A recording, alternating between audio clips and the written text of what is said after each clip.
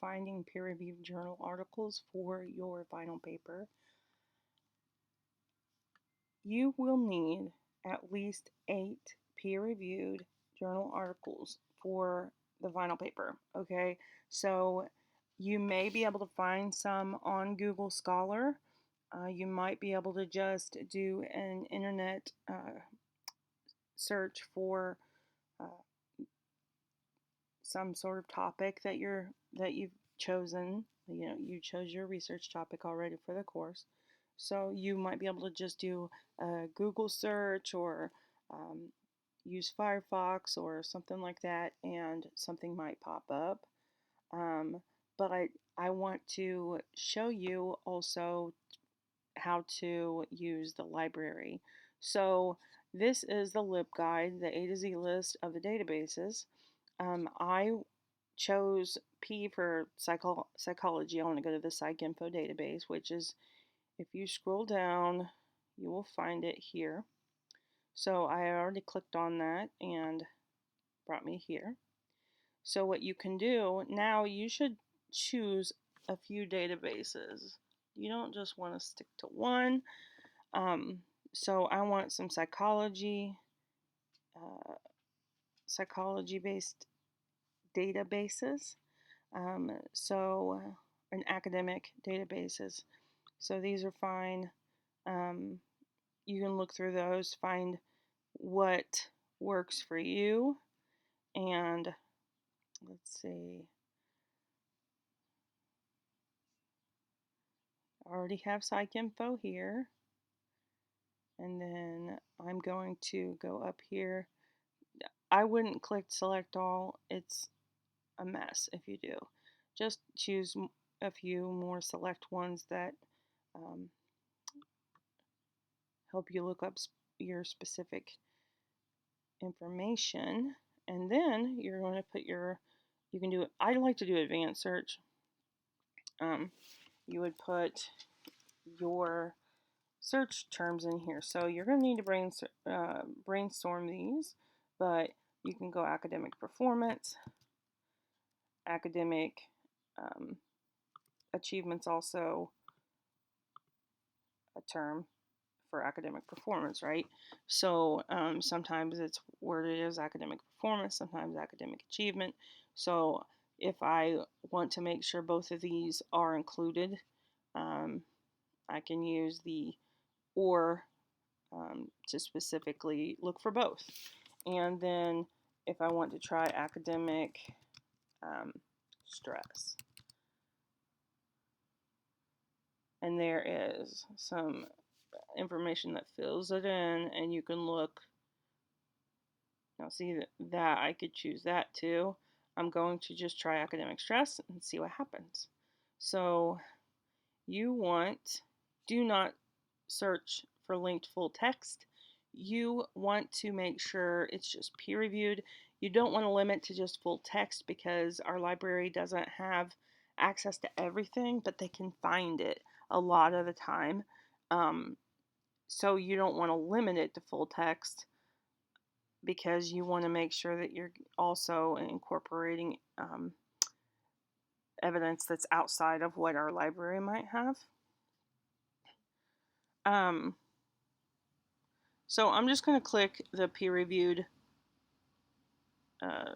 box, and then I can go down and put peer review journal articles, and let's say I want to limit it. Hold on, make sure everything says peer review. I don't want to click PDF full text because, again, I don't want to do full text. I do need it in English because that is I can't read the other languages, obviously, unfortunately. So I'll go ahead and click that. I might be able to get articles in other languages and find something to translate, but that is really difficult. So I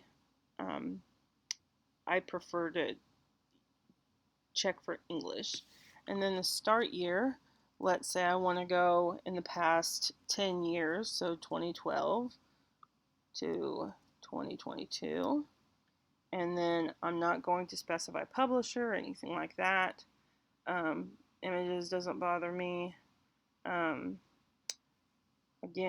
it could be 2012 to 2022. And then I'll just click search and see what happens. Okay, so this gave me 38,000 results. So first, let me go and see if there's anything I can limit it to. So I definitely want academic journals, right? You don't want magazines or anything like that. You want something that's academic and peer-reviewed. And you go to, if you just want the one database, you can put that here. But I'm going to leave it open for that because I do want to, make sure that I'm not limiting to just database.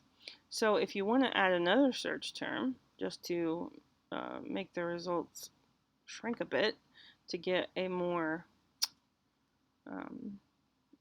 focused topic for your paper here, you can try this: academic stress on college students, or academic stress and academic performance. Let's go on college students, see if these limit it. So right now this is 38,319. Let's see if this changes it.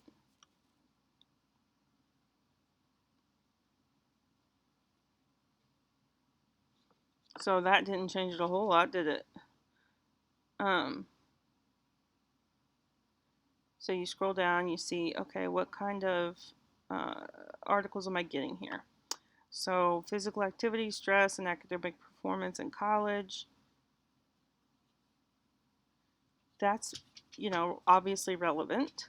So, but I want to continue down. I'm not just going to say, oh, that's relevant, I'm going to click on it, which you can, but you also have, you need 8 articles here. So, coping strategies and understanding the effects of intergroup race stressors on academic performance. Okay, so that specifically is talking about African American students and coping strategies. So it might have something that would be good to include, but our population is just going to be college students. It's not going to be specific to African American students. Let's see, academic stress management. Personality dimensions as predictors of academic stress.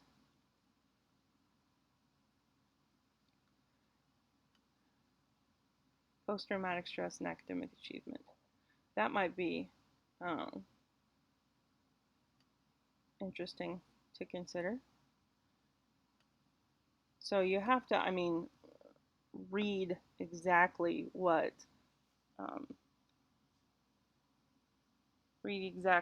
you're getting here. It's not just going to go by title, obviously. You're going to have to read more, but for the sake of this assignment, I am just going to talk about, the basics here. So you might click on this and read the abstract, see if it's, something that matches what you want. Strengths, and academic success among non-citizen and citizen Latino first-generation college students. Again, we are not focused on certain ethnicity, so that although that might relate, I'm going to scroll past for now. I go back to it and read it anyway, but hindrance, stress, and academic achievement, proactive personality as a moderator. So again, might be something I read. Now you can see here that some of these have the PDF where you can click on it and it'll download, and other ones have Find It. Okay, so let's say I wanted to find one: academic stress, psychological well-being, and academic achievement among college students. This would be a very relevant paper, and it's in uh, June 2018. So if I clicked on it, it should download, hopefully. Might have to re-download it. Sometimes that doesn't work. Let's see. We'll see if it pops up. Okay, so it popped up here. Now this is, you have to take note of what these things are. This comes from the Pakistan Journal of Psychology. I don't know how reliable that journal is. I don't know how scholarly it is, but I'm going to give it the benefit of the doubt for now. I'll just keep it in my mind here. This is newer research. Let's see, there's an asterisk here. So what are we dealing with here? Asterisk. Okay, they give their information below, tell you which university they're from. So it doesn't look like, it looks like these are scholarly, it's scholarly research, and it's maybe somebody, it's not like from a company or anything that has any kind of vested interest in the findings. So it looks like it could possibly be a reliable source here. I can look up the journal to find out, but this gives me the PDF. I can read through this, and so the literature review is everything above here, and then this is their method. Okay, they're starting their methods, which we will do as well, but for now we're just writing, or we're just working on a literature review section. And you can see in their literature review, here is where you know that they've gathered research, right? They make this statement, and they say basically the statement is corroborated in these articles. So, and having multiple articles for a statement is extremely important because it shows corroboration within the literature, and you're not just using one article for that particular finding or that particular claim. You're not just showing one article. Now that doesn't mean that you can't. This is one article that they're using here for this claim. That's also normal, but this is better, right? Because this shows different research, different from different people as well. Sometimes you might have, because these individuals likely are working in this specific area, this specific field. Sometimes you'll have multiple articles by with the same first author. So, and there's an issue with that, but there's also obviously something good. So on the one hand, you have this author who is writing several papers about a topic, so they have dug into the literature, they know the literature, they understand the literature, and they're digging very deep, right? And they have multiple journal articles published with information that they've gathered and research that they've actually done. But on the other hand, um, they this is their article. So if you have the only support you have is from this same author with multiple publications, you do have to think about that. Like, okay, is there something in the methods that this particular author uses that is making, helping to get to this specific conclusion, because it may be refuted in other articles. So you have to gather research that both basically is different sides of the coin. You need research from different areas. Like, okay, so if you have a bunch of research that just supports the hypothesis, then that's one thing, right? Okay, so what if there is no research that refutes it? So that's something to think about. Yeah, that could possibly be a thing, right? I mean, perhaps the studies have all kind of led to the same conclusion. But typically, there's going to be research out there that both supports the hypothesis that you eventually come to and refutes it. You just have to gather as much evidence as possible and consider the evidence, the weight of the evidence, which evidence is more quality, and then you can make your statement of your hypothesis.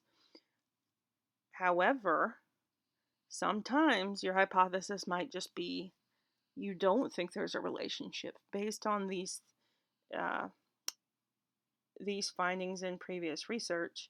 You don't think there's going to be a relationship because there is, you know, a lot of controversial evidence or something like that. But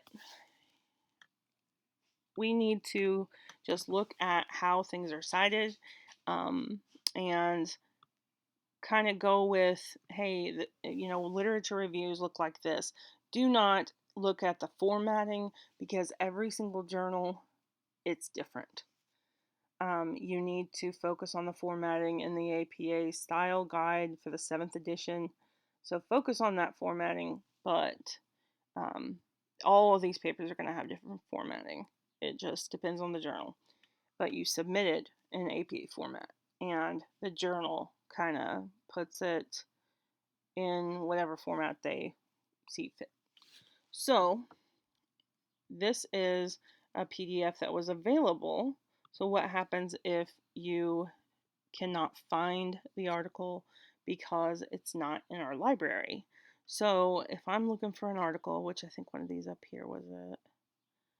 I'm looking for an article that isn't in the library, which you'll notice that this is how that's indicated. Okay, there's no PDF mentioned, so I'm going to, let's consider academic correlates of element of sexual conduct. No, French college students. We've already looked at that. Post-traumatic stress, effort regulation, and academic outcomes among college students. Okay, this sounds promising. It is 2016, so it's relatively new. It's a longitudinal study, which is important. If you're considering the evidence you have to look at, okay, what are the similarities between these methods? Has anybody looked at this longitudinally? Has anybody looked at this from an experimental viewpoint? So where something would be manipulated? Has anybody, is it possible for this to be manipulated? Like, how can this be manipulated? So do you have evidence? Is all your evidence correlational, or is there kind of a variety of evidence, right? So let's say I'm looking at this and I think, okay, longitudinal study, that's good. That's a different type of support, or um, different type of research to either support or refute um, a hypothesis, right? So I'm going to go to find it, and then what's going to happen is I'll say, oh, this isn't available, Lori. So I can request it through Interlibrary Loan. Now it gives me this. This is not an APA style. Okay, so please do not use these. They don't, I mean, it's not horrible, but it's not APA style. If you did decide to copy and paste these, you need to fix what's wrong with it. So there's several things wrong with it, but please refer to the Purdue OWL website for the APA style guide to help you with figuring out what's wrong with this. But for now, let's just go through the request through Interlibrary Loan. And if you have never requested before, you are going to have to create an account with the IU Campus Library.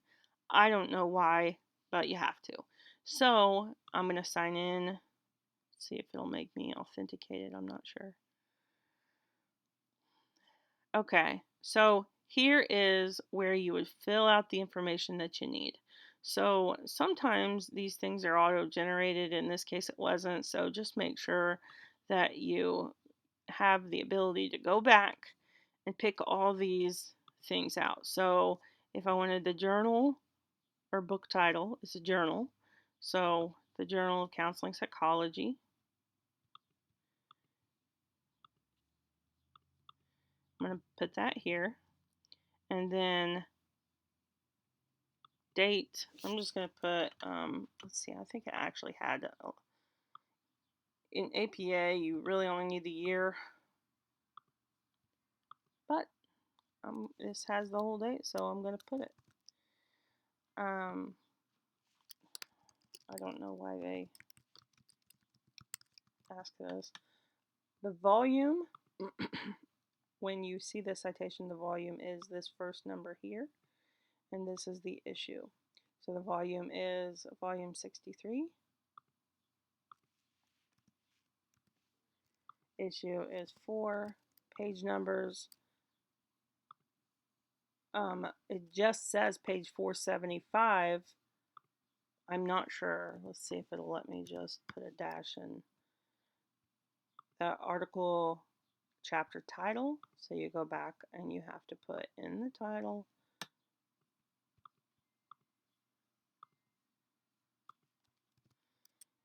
And then the author.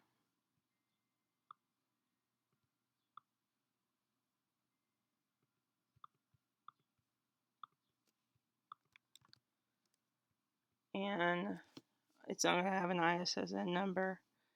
Let's see. I need it before. This does not matter to me right now.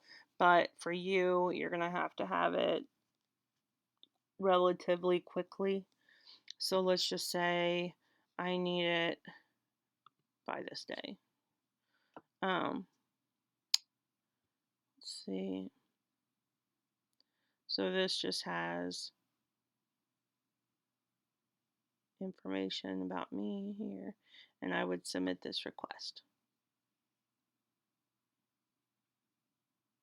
Now it will give me this page and says my request was submitted, and so it's going to send this to me, and I will get an email about it, my IU East email, and it will send me the article if they can get access.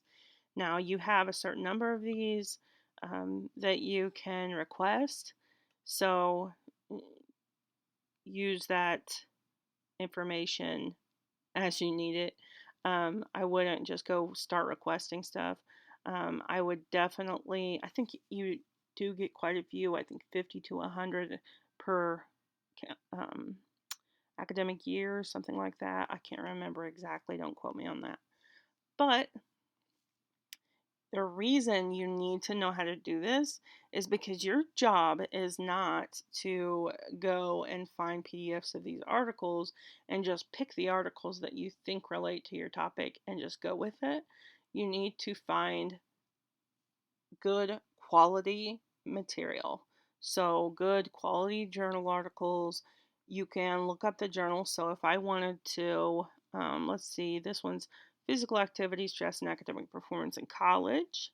So I'm looking at this to, the college student journal, right? So I need to know a little bit more about that journal. If I want to know more about the journal, I'm just going to look it up. So the College Student Journal, the Journal of College Student Development, I don't think that's it. College Student Journal.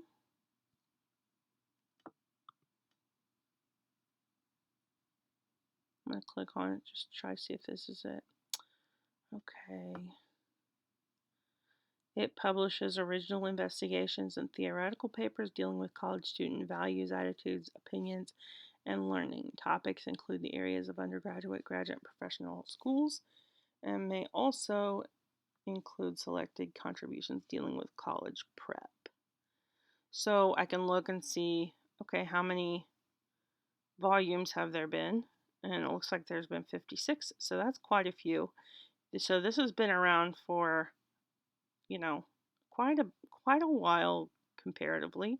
So it looks like the first, oh no, that was volume 46. So I can look and see there's information about the journal. Let's see if there's anything.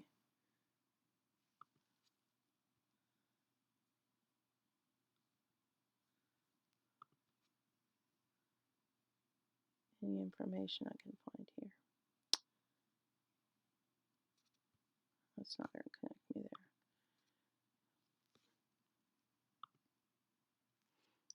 Okay. Let's go to the home page. It was founded in 1966, so that's good. You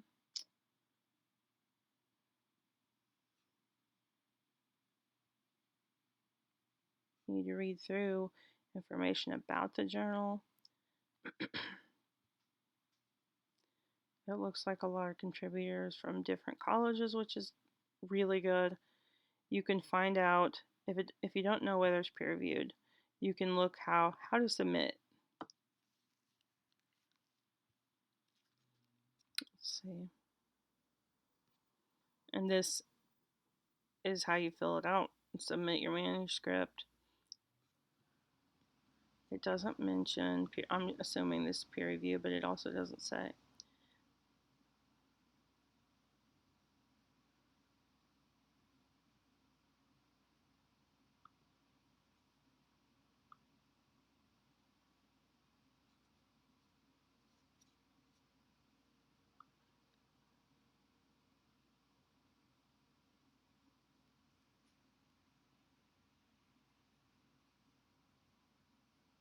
Information for authors. That's usually a place where you can find what the process is. So, okay. Manuscripts for submission, then review process. Normally, manuscripts are reviewed by 2 reviewers knowledgeable in the applicable field of study. An attempt is made to review manuscripts within 4 weeks of receipt. It takes about 8 to 10 months to get approved, and that's not uncommon. It usually takes quite a long time. What happens in the peer review process is you will submit the manuscript. It's supposed to be blind reviewed. I don't see where it says blind reviewed, but it just says reviewed by 2 reviewers. So you will get 2 supposed experts in the field. Most journals are good with this. You'll get experts in the field, knowledgeable in that field, right? And they are given a deadline. And the deadline is, get this reviewed on by this time. They are not paid to do this. It is something that professors just do. So it's part of being in the scientific community. You can put it on your curriculum vitae or your resume. Some call it a resume. You can put it on there as service, and basically it shows your contributions to the field. This is one of those things you can do to contribute. Once they get the review done, you will always have things that they will think that you need to change that will be or create a better paper. They probably will find we'll send you information and say, have you ever read this article, because this article needs to be mentioned for sure. You are missing this very important publication that was written by so and so in this date. you're missing that information. We always have to consider that. So they'll send the authors that information, and once you get it back, you have to fix it if you want to get published. So they will have to make those changes, except if there's something that they tell you to change that doesn't necessarily make a lot of sense. You don't have to change it, but when you submit, it might be returned to you again. So basically, this process is okay, this has to be approved. When you submit it, they have to approve it. And ultimately, it's up to the editor, but it does have to be approved before it will get published, obviously. So you, as a scholar, you just need to keep on keeping on and do your rewrites and revise and all that stuff. Um, Make sure you mention your limitations and everything. And it takes a long time. And then once you finally get published, you can put that on your curriculum vitae and um, go on to the next. You should already be working on the next project, um, but this gives you an idea of how that works. So you just have to kind of scope out your links to figure out, hey, is this peer reviewed or not? So I've gotten that done. You are going to, that's part of the actual assignment. So let's go back. Let's see if we can go back to the assignment.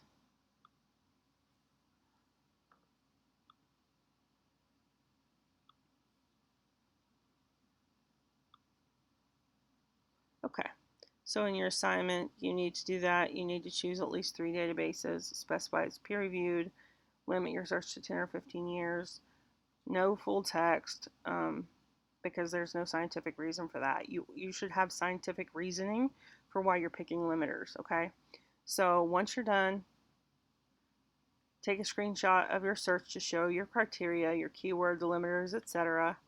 And once you have that, you find the article that fits your criteria that does not have a PDF available, and follow the directions that I had already given you and shown you in this video, as well as in this link. If you haven't done this before, like I said, you'll have to probably create an account. You have to create an account, and once you've requested it, take a screenshot of that page and show me that you've done so. And then you will submit these things, and that is how you finish this assignment. So if you have any trouble with this, please let me know. You can send me a message, and I will get back with you as soon as I can. Okay? Hope this helps.